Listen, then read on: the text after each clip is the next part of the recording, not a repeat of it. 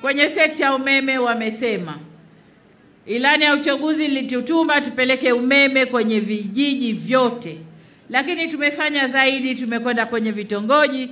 Nataka niwaambie kwa Tanzania nzima tumeshamaliza nusu vitongoji, nusu vilobaki. Nadhani mwaka mmoja na nusu unaokuja Tanzania yote itawaka umeme. Tanzania oye!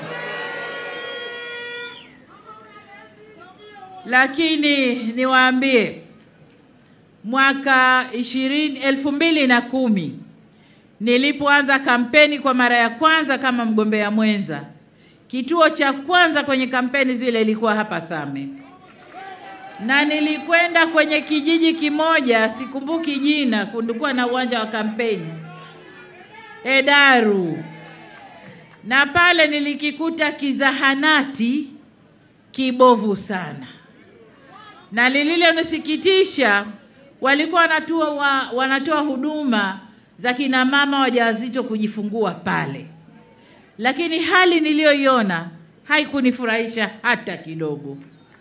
Kwa hiyo pamoja na kwamba nilikuwa mgombea mwenza, lakini niliweka nia kichwani kwangu kurekebisha hali ile kwa Tanzania nzima.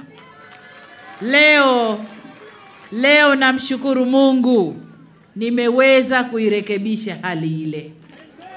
Nimeweza sana kurekebisha, na tutaendelea kujenga hospitali za wilaya, kujenga vituo vya afya vyenye zana kamili za matibabu, lakini pia madawa na watumishi. Tutaendelea kufanya kazi hiyo. Nilikuwa Tanga,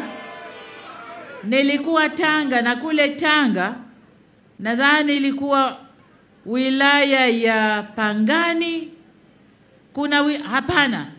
Pwani, Chalinze na Bagamoyo. Katika kutoa taarifa za huduma za afya, hawana mwanamke aliyefariki wakati wa kujifungua kwa mwaka mzima huu. Na hilo ndilo lilikuwa lengo letu.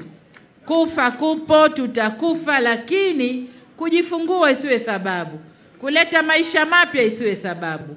Kwa hiyo tutajitahidi kueneza vituo vya afya, hospitali za wilaya zenye vitendea kazi kamili kwa Tanzania nzima. Na kwa hapa Same, kwa wilaya ya Same tumeshafanya vituo tulivyovifanya, nadhani kama 6 hivi, na sasa tunakwenda kukamilisha vituo vingine vya afya 3 na zahanati 5 ambazo tayari zinajengwa.